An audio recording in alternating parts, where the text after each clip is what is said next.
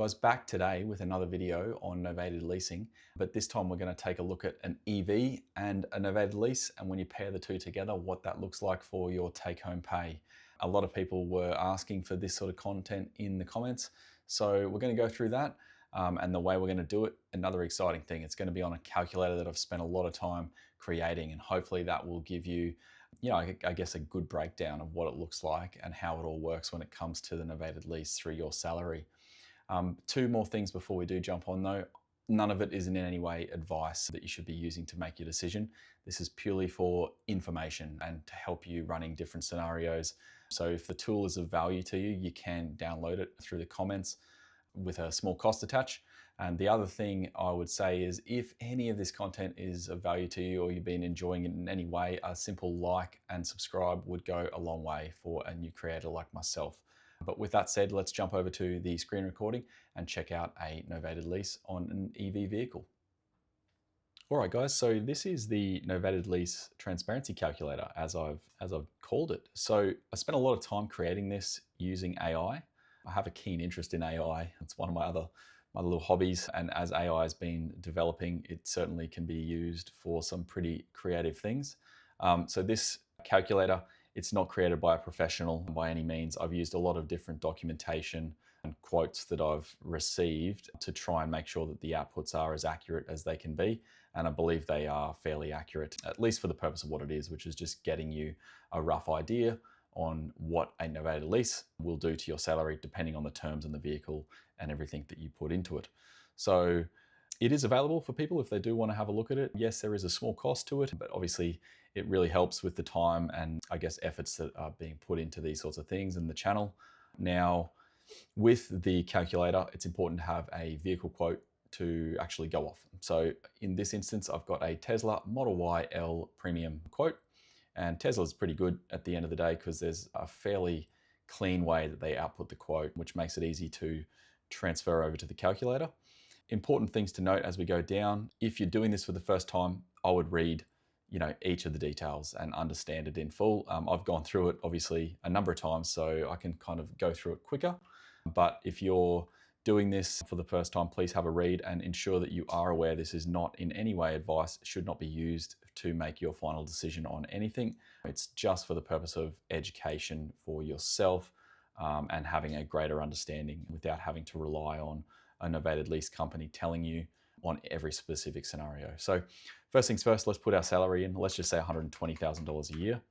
And then the next most important thing is the vehicle itself. So we want to put in here the total vehicle cost, including GST, and they term that the FBT base value.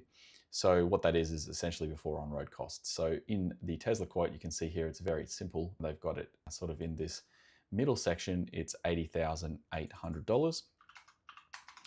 And then we want to do the plus here, on-road government costs, and have these to be equivalent to what you're paying. So first thing, stamp duty, we can see here, the local stamp duty on this particular quote is 1616. And then the registration in the first year. Now this is a bit interesting here because you can see there's a registration line, but I believe here we should also be including the plate fees because that is part of the registration.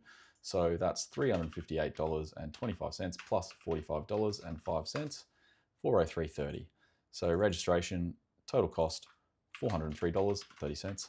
CTP, $415.80 we've got here, so $415.80. There has a section here for the PPSR fee. I think if I remember on the quote I did previously, it was $6 for the PPSR fee, but that's not part of the drive-away price of the car. So all up, we can see here the drive-away price is $83,235.10 on our quote from Tesla. And let's just make sure it matches. So we've got here on-road cost, $83,235.10. So perfect, we're starting off well. Lease term, now that's going to be just really whatever your preference is. Let's just stay with the default here, 3-year lease, 20,000 kilometers. Vehicle type selector, we're just going to ignore that for now. It might help you to estimate certain costs, but in our example, we're going to be, we're using an EV. So the most important thing is this selector box here, which is the pure electric vehicle, which then makes it FBT exempt. So eligible EVs under 91,387 obviously eligible for this. So, and I think that potentially is going up. I need to confirm that, but yeah, we're going to tick that box for now. And that then means we are going to get the correct output for our particular vehicle. Now, if you're getting a hybrid vehicle or whatever it is, that they're not eligible for this. So you leave that box off. Interest rate, let's just say 8.5%. And establishment fee, from memory, it was $325. I think the annual fees, or sorry, the monthly management fee was about, I think it was $29. So that was the particular provider that I got a quote off. So $348 for the year. Now, running costs are a little, I guess, interesting. So fuel, charging, unsure if I think best in this instance just to take that out. So charging at home, you're going to wear that on your normal electricity bill. You might be able to bundle that in or have like, a supercharger network card or something bundled in with your Novated lease, which might be the smart option. But for this particular example, let's just take it back to zero because I don't really know the charging costs off the top of my head. Registration renewal, it works out to be about this $820, which is really just these three figures, I should say, plate fee, CTP, and rego added up, which is around about this $820 mark, or just slightly under. Comprehensive insurance, $1,500. Again, I have no idea what it costs to insure this car, but let's just say $1,500. That's going to vary depending on the person. Servicing and tires. Now, this is one you need to make a good estimate for yourself, depending on where you're driving, how you're driving, how often your vehicle that you're looking at will need its tires replaced. All these things are going to be important, plus also the servicing schedule. Now, Tesla doesn't really have a servicing schedule. I believe they recommend in the Australian climate every 2 to 3 years. Obviously, there's not much to service on these particular EVs.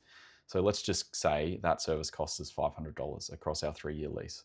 And then the tires, EV rated tires, pretty expensive for the most part. So let's say $700 per corner. So that's $2,800. Add in the servicing costs. That's $3,300 across the life of our lease. So we're going to divide that by 3. If you remember, we're doing a 3-year lease. So $1,100 is our servicing and tires per annum. Now, here comes the magic bit. So we scroll back up. Now we've got a simple view. If you just want to have a look at that, then fine. But I think the real beauty comes when you click the detailed view. And obviously you can do weekly, fortnightly, monthly, annual. But let's go detailed view. So it really just shows us the flow of how this works. So with our EV, you'll see that the beauty is that it all comes out pre-tax, which is a huge difference when you compare it to your standard vehicles. So flowing down, we're going to have a look at the $10,000 is your gross salary, and then you've got your salary after tax, and that's without the lease. And then per month, you've got 6,311 with the lease. So all up, total salary deduction and the tax savings factored in, $620 a month difference in your take-home pay, is if really just comparing paying for the same vehicle without a lease. So you're going to be taking home 5,691 per month, and that's because you're paying everything out of the after-tax income. Whereas in the lease, because you've got the tax savings, you've got the extra amount of money because it's all paid pre-tax, and therefore you get taxed less. So this is the perfect example of where you might want to consider these sort of things, because it is a significant difference compared with the example that we went through in my last video. Now, there are some comparisons you can use versus car loan versus cash purchase, but I just think for the purpose of this, it's just really looking at, is the lease right for you? Are you going to be in your job, for this 3-year term? Whatever the most important things are to you. But the scenarios are interesting because you can sort of change it around. You can change the vehicle type, and with making good estimations on the stamp duty and on-road costs, of course, with each vehicle.